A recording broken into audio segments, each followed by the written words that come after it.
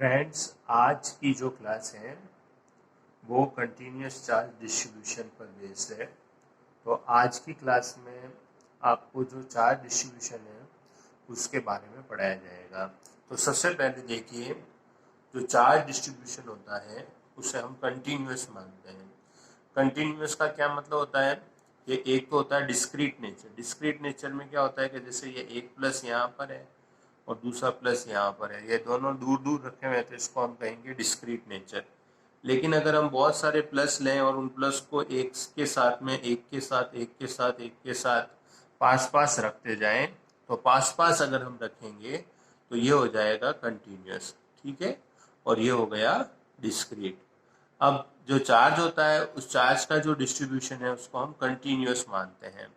तो अब चार्ज के डिस्ट्रीब्यूशन को कंटिन्यूस क्यों माना, उसके पीछे रीजन देखिए कि जैसे ये एक बॉडी है, इस बॉडी को हमने चार्ज किया, ठीक है। चार्ज किया तो इसके ऊपर क्या हुआ, इलेक्ट्रॉन्स जो है वो इसके ऊपर ये इलेक्ट्रॉन्स को गेन करेगी, ठीक है। तो अगर हम इसको नेगेटिव चार्ज बनाएं, ठीक है, तो ये इलेक्ट्रॉन्स को गेन करेगी। अब क्या होता है कि जब भी हम किसी को चार्ज करते हैं तो उसके अंदर बहुत ज़्यादा क्वांटिटी में इलेक्ट्रॉन जो है वो गेन करती है। जैसे मैं आपको एक एग्जांपल देता हूँ। अगर मैं एक बॉडी का चार्ज लूँ 1.6 माइक्रो कूलम, देखो माइक्रो मतलब बहुत कम है, बहुत कम चार्ज डाला मैंने इसके ऊपर, ये नेगेटिव चार्ज डाला, तो इसका मतलब इस पे इलेक्ट्रॉन्स जो आए होंगे उनका नंबर भी क्या होगा, बहुत कम होगा, ठीक है ना। होना तो चाहिए, लेकिन अब आप नंबर निकालिए तो नंबर क्या हो जाएगा, एन इज इक्वल्स टू होता है क्यूब बाई ई। क्यूब की वैल्यू कितनी है 1.6, माइक्रो का मतलब क्या हो गया -6, और इलेक्ट्रॉन का चार्ज क्या होता है 1.6 इंटू 10⁻⁻⁹। 1.6 से 1.6 कट जाएगा तो ऊपर आ जाएगा 10⁻13। तो कितने इलेक्ट्रॉन आ गए, 10⁻13 इलेक्ट्रॉन्स आ गए। यानी अगर हम एक बॉडी को 10⁻13 इलेक्ट्रॉन दे बाहर से, तो वो बॉडी पे जाके जो चार्ज होगा वो केवल -1.6 माइक्रो कूलम आएगा। यानी 10⁻13 देखो कितना बड़ा नंबर है। 10⁻3 होता है 1000, 10⁻4 होता है 10,000, 10⁻5 होता है 1 लाख, 10⁻6 होता है आपका, इसमें 10 लाख हो गया, ठीक है ना। तो ये जो नंबर है ये करोड़ों अरबों से भी ज्यादा है। यानी इसको हम गिनती ही नहीं कर सकते, बहुत अरबों खरबों इलेक्ट्रॉन इसके अंदर आ गए, ट्रिलियंस ऑफ ट्रिलियंस इसमें इलेक्ट्रॉन है। तो अगर इतने सारे इलेक्ट्रॉन होंगे तो वो तो सब पास पास ही होंगे, उनका दूर दूर होने का चांस नहीं होगा। तो अगर इलेक्ट्रॉन का नंबर कम होता, चार्ज अगर दूर दूर होते तो उसको हम डिसकंटिन्यूस मानते हैं। लेकिन अगर चार्ज जो है वो पास पास है तो हम उसे कंटिन्यूस मानेंगे। आई थिंक आपको मेरी इतनी बात समझ में आई होगी। अब जो हमारा जो चार्ज होता है, इस चार्ज का जो कंटिन्यूस डिस्ट्रीब्यूशन होता है वो 3 तरह का होता है। तो देखो आप याद कर लो, एक आपको मैं डायग्राम से समझा देता हूँ। चार्ज डिस्ट्रीब्यूशन है, मैं फ्लो चार्ट से आपको पढ़ा रहा हूँ। चार्ज डिस्ट्रीब्यूशन 3 टाइप का होता है, 1, 2 एंड 3 टाइप्स होते हैं। सबसे पहला चार्ज डिस्ट्रीब्यूशन जो होता है वो होता है linear charge distribution. Linear charge distribution वो होता है जिसमें जो चार्ज होता है एक लाइन की फॉर्म में होता है। एक लाइन की फॉर्म में चार्ज कैसा होता है, जैसे अगर मैं एक वायर ले लूं और वायर को, या एक रबर की एक स्ट्रिंग ले लूं, रबर की रस्सी ले लूं और उसको मैं रब कर दूं या किसी भी बॉडी को पॉजिटिव चार्ज कर दूं, और अगर मेरा चार्ज जो है वो लाइन की फॉर्म में होगा तो उसे हम कहेंगे लीनियर। का मतलब है लाइन की फॉर्म में होना, लीनियर वर्ड ही लाइन को रिप्रेजेंट कर रहा है। दूसरा होता है area charge distribution. Area charge distribution क्या होगा, इसमें जो चार्ज होगा एक सरफेस के एरिया के ऊपर जो होगा वो डिस्ट्रीब्यूट होगा। तो ये हो गया हमारा एरिया चार्ज डिस्ट्रीब्यूशन। और तीसरा चार्ज डिस्ट्रीब्यूशन जो है वो है volume charge distribution. Volume charge distribution क्या होता है, इसमें जो चार्ज होता है वो बॉडी के कंप्लीट वॉल्यूम के अंदर जो है वो प्रेजेंट होता है, अंदर भी बाहर भी। ये जितने भी कंडक्टर्स होते हैं उनकी सरफेस के ऊपर जो चार्ज डिस्ट्रीब्यूशन होता है वो volume charge, area charge distribution होता है। और इंसुलेटर के जो होते हैं, याद रखेंगे आप, इंसुलेटर्स के अंदर जो चार्ज डिस्ट्रीब्यूशन होता है उस चार्ज डिस्ट्रीब्यूशन को हम वॉल्यूम चार्ज डिस्ट्रीब्यूशन कहते हैं। इंसुलेटर की अगर एक बड़ी बॉल ले ली जाए और उस बड़ी बॉल को अगर हम चार्ज कर दें तो वो जो हमारा जो चार्ज होगा वो वॉल्यूम चार्ज डिस्ट्रीब्यूशन कहलाएगा, ठीक है। अब इस पूरे की लेंथ L मान लीजिए और इस पूरे के ऊपर जो चार्ज है उसको Q मान लीजिए। तो यहाँ पर आ जाएगी लाइन चार्ज डेंसिटी। ये बहुत इंपॉर्टेंट फॉर्मूला है, इससे आपको याद रखना है। चार्ज पर यूनिट लेंथ, पूरी बॉडी का चार्ज अपॉन लेंथ जो होगा वो लाइन चार्ज डेंसिटी हो जाएगी। पूरी सरफेस का एरिया और पूरी सरफेस का जो चार्ज है वो क्यू है, तो इसे बोलेंगे surface charge density sigma. Sigma जो होगा वो क्यू बाई ए हो जाएगा, lambda Q by L, sigma Q by A. और पूरी सरफेस का वॉल्यूम जो है वो वी है, पूरी बॉडी के ऊपर जो चार्ज है वो क्यू है। तो पूरी बॉडी के अंदर जो चार्ज होगा वो फ्रेंड्स कितना हो जाएगा, क्यू बाई वी। तो आपको ये फॉर्मूला याद रखना है। कई बार हमें क्या होता है, एक स्मॉल एलिमेंट दिया हुआ होता है जिसका जो चार्ज होता है डी क्यू होता है और लेंथ डी एल होती है, तो ये हमारा formula D Q by D L की फॉर्म में भी हो सकता है, तो आपको इसमें घबराने की जरूरत नहीं है। सिग्मा का फॉर्मूला हमारा D Q by D A की फॉर्म में भी हो सकता है और रो का फॉर्मूला हमारा डी क्यू बाय डीवी की फॉर्म में भी हो सकता है। अब देखिए यहाँ से अगर हम डी क्यू की वैल्यू निकालें तो डी क्यू की वैल्यू जो होगी वो लैम्बडा डी एल हो जाएगी। यहाँ से डी क्यू की वैल्यू जो होगी वो सिग्मा डी ए हो जाएगी। यहाँ से डी क्यू की जो वैल्यू होगी वो रो डी वी हो जाएगी। तो ये हम तीन फॉर्मूला को याद अगर करेंगे तो हम डी क्यू की वैल्यू निकाल सकते हैं। अब आप मेरे को बताइए यहाँ से यूनिट क्या आएगी, चार्ज की यूनिट क्या है कूलाम, लेंथ की यूनिट क्या है मीटर। तो इसकी यूनिट आ जाएगी कूलाम पर मीटर, इसकी यूनिट आ जाएगी कूलाम पर मीटर स्क्वायर, इसकी यूनिट आ जाएगी कूलाम पर मीटर क्यूब। और इसका डायमेंशन फॉर्मूला क्या होगा, A1 T1 अपॉन L1। इसका डायमेंशन फॉर्मूला क्या हो जाएगा, A1 T1 अपॉन L2। इसका डायमेंशन फॉर्मूला क्या हो जाएगा, A1 T1 अपॉन L3। ठीक है, तो ये आपको याद करना है, तीन फॉर्मूले याद रखने हैं। लैम्बडा की वैल्यू याद रखनी है क्यू बाई एल, सिग्मा की यूनिट वैल्यू याद रखनी है क्यू बाई ए और रो की वैल्यू याद रखनी है क्यू बाई वी। ये आप याद कर लेना। इसके बाद में हम देखिए इसकी एक छोटी सी एप्लीकेशन को देखते हैं। तो इसकी हमारी क्या एप्लीकेशन है इसको हम समझते हैं। तो मानिए हम ये करते हैं कि ये एक लाइन चार्ज है। लाइन चार्ज जो है, इस लाइन चार्ज के ऊपर एक एलिमेंट जो है वो एलिमेंट की लेंथ dl है और इसके ऊपर जो चार्ज है वो dq है। लाइन चार्ज से r डिस्टेंस पे एक दूसरा चार्ज रखा हुआ है q0। तो q0 और dq के बीच में जो फोर्स होगा उसकी वैल्यू आ जाएगी kq0 dq bye are square. ये मैंने कूलम्स लॉ से फॉर्मूला लगाया क्योंकि यहाँ पे मेरे पास दो चार्ज कौन सा है, dq और q0। तो कूलम्स लॉ जो है वो मेरा फोर्स की वैल्यू को कहता है kq1 q2 bye are square. तो ये मेरे पास dq की वैल्यू आ गई और dq की वैल्यू क्या हो जाएगी, लैम्बडा dl। तो df की वैल्यू क्या आ जाएगी, kq0 lambda dl upon R square.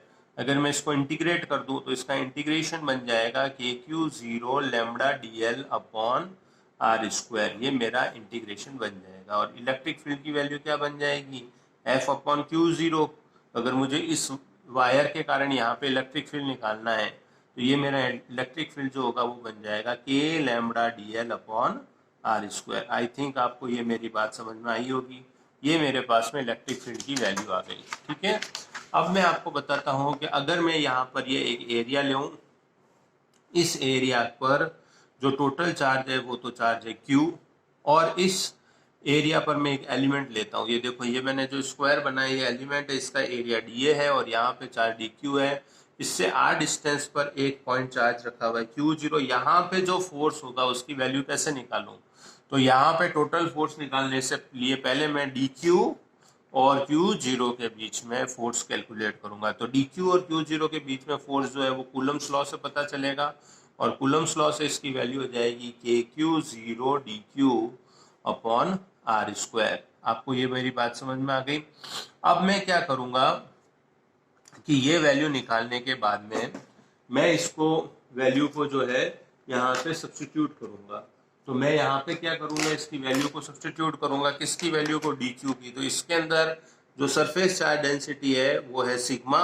तो यहाँ पे मैं dQ की वैल्यू रख दूंगा सिग्मा dA। तो मेरे पास में dF की वैल्यू क्या बन जाएगी, kQ0 sigma dA upon R square. ठीक है, और अगर मुझे इसका टोटल का एरिया का निकालना है तो मैं F के लिए क्या करूंगा, इसका एरिया इंटीग्रल कर दूंगा kQ0 sigma dA upon R square. इसमें से मैं Q0 को अगर बाहर ले जाऊं इस इंटीग्रल से, Q0 तो कांस्टेंट है और K को भी बाहर ले जा सकता हूं, तो मेरे पास में बन जाएगा sigma dA upon R square, ठीक है। और अगर मैं K Q F upon Q zero निकालूं तो मैं इसका इलेक्ट्रिक फील्ड भी निकाल सकता हूँ। एफ अपॉन क्यू जीरो क्या होता है? Electric field. तो मेरा इलेक्ट्रिक फील्ड आ जाएगा K sigma D A upon R square. तो आप ध्यान रखेंगे जब भी हमारे पास में क्वेश्चन एरिया से रिलेटेड आएगा तो हमारे पास में सिग्मा आएगा, लाइन से रिलेटेड आएगा तो हमारे पास में जो आएगा लैम्बडा आएगा। और अब हम क्या करते हैं कि इसके बाद में हम क्या करते हैं कि एक वॉल्यूम चार्ज का इलेक्ट्रिक फील्ड निकालते हैं। तो उसके लिए हमने एक इंसुलेटर से बनी हुई एक स्फेरिकल बॉडी ले ली, मान लीजिए बॉल ले ली। इसका टोटल चार्ज क्यू है और यहाँ पर ये एक छोटा सा, देखो ये मैंने जो सर्कल ड्रॉ किया है ये इसका एलिमेंट है। इस एलिमेंट का चार्ज कितना है? D Q.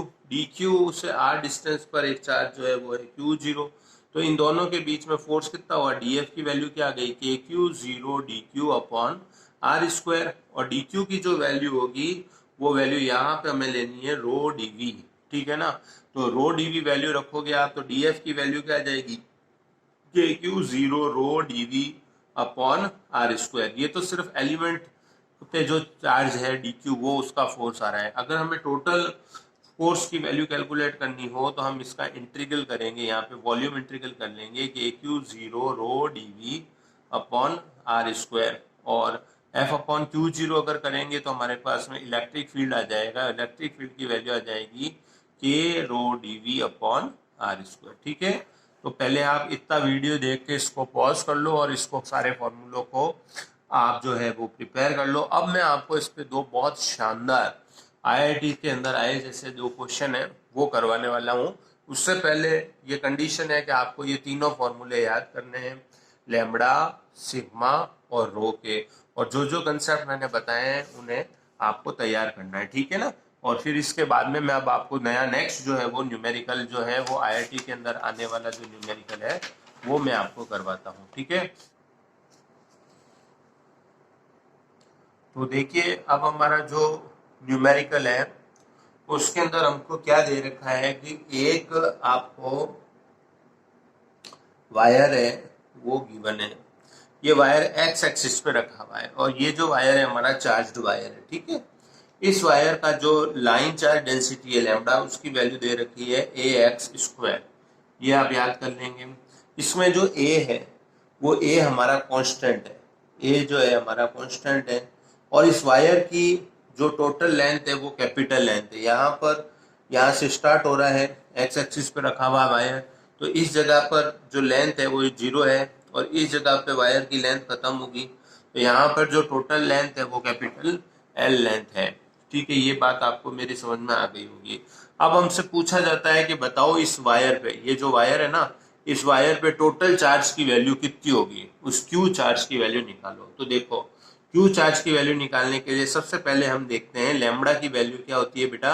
लैम्बडा की वैल्यू जो है मेरे दोस्तों, लैम्बडा की वैल्यू जो होगी वो होगी D Q by D X. ये बात आपको समझ में आ गई। तो डी क्यू की वैल्यू क्या हो जाएगी? डी क्यू की वैल्यू हो जाएगी लैम्बडा इंटू डी एक्स। आई थिंक आपको ये बात समझ में आ गई होगी। मैंने यहाँ से इसको क्रॉस मल्टीप्लाई कर दिया। अब हमको लैम्बडा क्या दे रखा है? लैम्बडा हमको दे रखा है ए एक्स स्क्वायर। तो हम डी क्यू की वैल्यू जब निकालेंगे तो हमारे पास में डी क्यू की जो वैल्यू होगी वो आ जाएगी A X square into D X. ये बात आपको समझ में आई।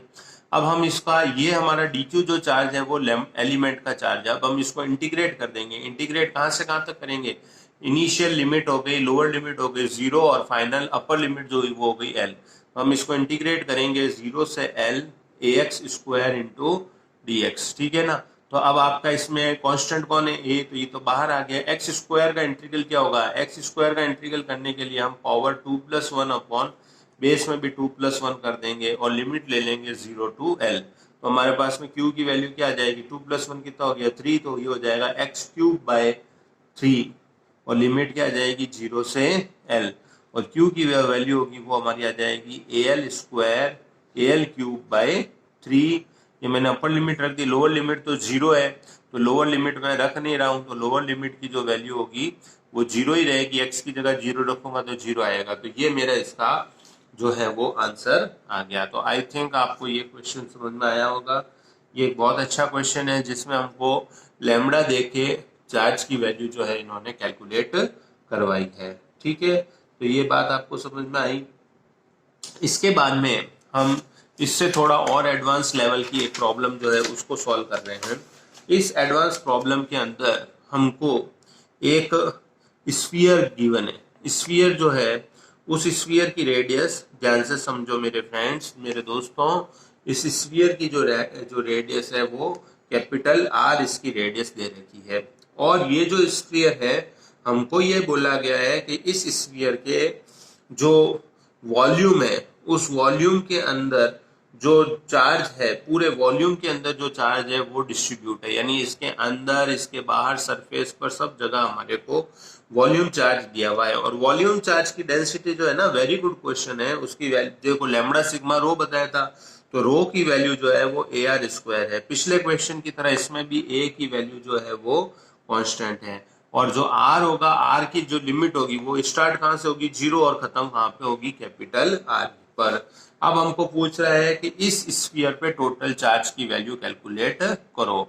तो मेरे फ्रेंड्स, मैं इसकी वैल्यू को कैसे कैलकुलेट करूं? तो मुझे पता है कि जो रो होता है उसकी वैल्यू होती है D Q by D V, ठीक है ना बेटा।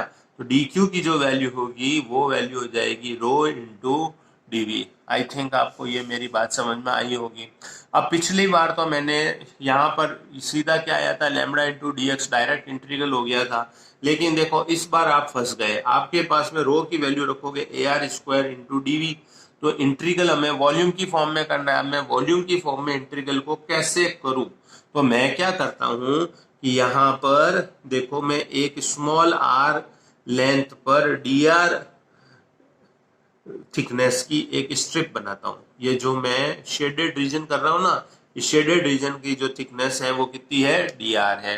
तो जब भी ऐसा वॉल्यूम से रिलेटेड क्वेश्चन आए तो आर डिस्टेंस पे डी आर थिकनेस की आप एक स्ट्रिप बनाओगे, और इसका जो वॉल्यूम होगा, इसका जो कंप्लीट वॉल्यूम होगा, वो वॉल्यूम तुम याद रखोगे, वो हो जाएगा 4 pi R square into D R. तो हमारा जो वॉल्यूम की प्रॉब्लम है हम उसको रेडियस की फॉर्म में लेके आ गए, ठीक है ना।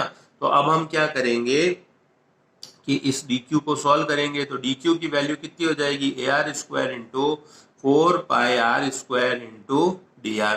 तो अब हमारा इसमें कांस्टेंट जो है उसको हम इसको दोनों साइड इंटीग्रल कर लेते हैं, जीरो से लेके कैपिटल आर तक, और जो कांस्टेंट है उसको आगे लिख देते हैं। कांस्टेंट है ए इंटू 4 पाई आर स्क्वायर, और आर स्क्वायर दोनों मल्टीप्लाई हो गए, आर स्क्वायर मल्टीप्लाई होकर आर की पावर 4 हो गया, और 4 पाई इंटू ए जो है वो हमारा बाहर आ गया, और आर की पावर 4 का इंटीग्रल हो गया आर की पावर 5/5, और लिमिट आ गई जीरो से कैपिटल आर।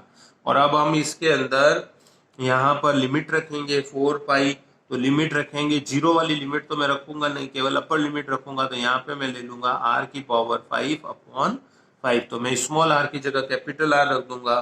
तो ये मेरा आंसर आ जाएगा 4/5 पाई ए इंटू आर की पावर 5। वेरी गुड क्वेश्चन, देखो बहुत अच्छा क्वेश्चन है। इससे आपको ये नया कंसेप्ट सीखने को मिलेगा कि जब भी हमारे सामने ऐसी प्रॉब्लम आ जाए जिसमें हमको वॉल्यूम गिवन हो और हमें उसको रेडियस की फॉर्म में इंटीग्रल करना हो, तो हम इसको 4 pi R square into D R, actual में ये इस स्फीयर का सरफेस एरिया है, और सरफेस एरिया से मैंने इसको डी आर से मल्टीप्लाई किया, तो एरिया इंटू लेंथ जो हुई वो वॉल्यूम की फॉर्म में इसका जो है डायमेंशन चला गया। आई थिंक आपको आज की क्लास समझ में आई होगी। अगर आपको मेरी आज की क्लास समझ में आती है तो आप इस वीडियो को लाइक करें और चैनल को सब्सक्राइब करें, और ज़्यादा से ज़्यादा अपने फ्रेंड्स के साथ में इस वीडियो को ज़रूर शेयर करें।